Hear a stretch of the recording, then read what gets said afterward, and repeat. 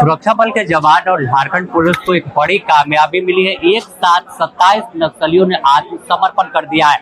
और सबसे बड़ी बात अगर आपको दिखाए तो 16 से अधिक हाईटेक हथियार लेकर माओवादी जो थे वो पहुंचे हुए। अगर आपको हम दिखाए तो कैसे SLR राइफल है, फिर आपको LMG दिखाया। देखिए LMG, इसी LMG से निशाना लगाकर जब मुठभेड़ होती थी तो सुरक्षा बल के जवानों पर नक्सली गोली चलाते थे।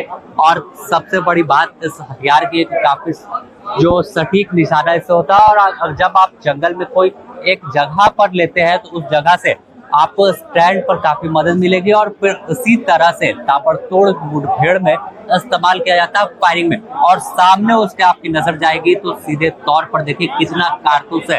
1600 राउंड से अधिक बताया जा रहा है, करीब 2000 राउंड के करीब जो कारतूस है वो है। और आगे आपको दिखाए तो देखिए इंसास राइफल हो या सिंगल शॉट हो, तो तमाम हथियार भी आज माओवादी लेकर साथ पहुंचे हैं। और सभी को आत्मसमर्पण और पुनर्वास नीति के तहत एक नई जिंदगी की शुरुआत उनकी हो रही है। उनके परिवार के लोग भी पहुंचे थे और साफ तौर पर जब नक्सली सरेंडर कर रहे थे उनके चेहरे पर भी एक मुस्कान देखी गई, एक खुशी देखी गई कि अब लोकतांत्रिक देश में किसी भी कीमत पर लाल आतंक का राज नहीं चलेगा। और यह तमाम जो कारतूस हो, तमाम हथियार हो, यह वही सारंडा के जंगल में नक्सली इस्तेमाल करते थे जब सुरक्षा बल के जवान ऑपरेशन पर निकलते थे। मुठभेड़ की खबर आती थी कि कई जवानों की शहादत हुई, उसका भी आज कहे कि बदला है। और कैसे माओवादी आज बैक फुट पर आ गए। सरेंडर किए हैं लगभग 17 हथियार जो कि क्वालिटी वेपन्स है, पुलिस के लूटे हुए वेपन्स, उनके साथ सबका सरेंडर हुआ है। और मैं अपील करता हूं कि जो अभी नक्सल बचे हुए हैं, बहुत कम संख्या में बचे हुए हैं, ये सिंगल डिजिट में बचे हुए हैं, वो जल्दी से जल्दी इसमें सरेंडर करें और अन्यथा मुठभेड़ में मारे जाए।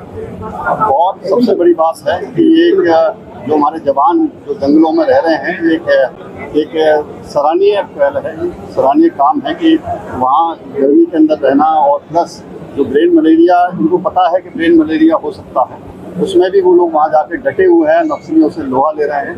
ये बहुत ही सराहनीय है और सल्यूट वाला मामला बनता है। तो मैं अपील करूँगा नक्सलियों से कि जल्द से सरेंडर करना, इसी तरह से ऑपरेशन चलते रहेंगे।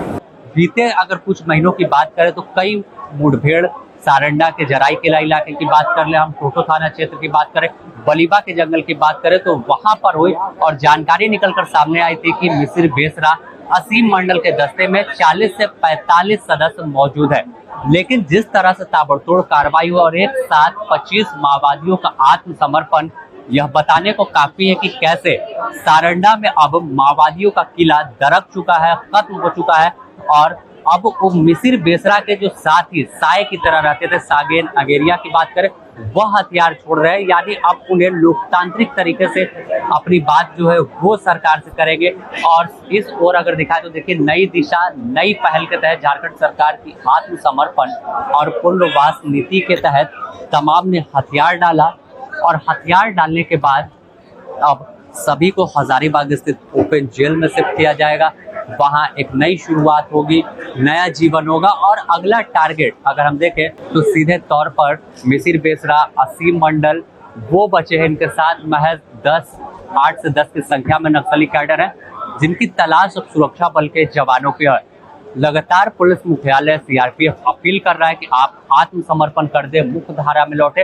अब सशस्त्र आंदोलन का समय नहीं है, समय अब बदल गया। अगर आत्मसमर्पण नहीं करते हैं तो सीधे तौर पर गोली चलेगी। और उस गोली के निशाने पर जो सेंट्रल कमेटी सदस्य है, पोलित ब्यूरो सदस्य हैं, वो हो सकते हैं। और सीधे निशाने पर गोली लगेगी, इस बार टूटने वाला नहीं है। अगर हम बात करें तो सारंडा साल के पेड़ के लिए सबसे बड़ा एशिया में जंगल माना जाता है। लेकिन इस जंगल में माओवादियों का डेरा था कई दशकों से। तमाम जगहों पर जब कार्रवाई हुई थी, चाहे बूढ़ा पहाड़ की बात कर ले, पारसनाथ की बात करें, तो तमाम नक्सलियों का एक मुख्यालय स्थापित हुआ सारंडा। और सारंडा में बैठकर ही अपनी समांतर व्यवस्था चला रहे थे। और आखिरकार अब उनका किला ध्वस्त होने के कागार पर पहुंच गया। बने रहें द न्यूज़ पोस्ट के साथ, इससे जुड़ी और भी अपडेट आपको देंगे।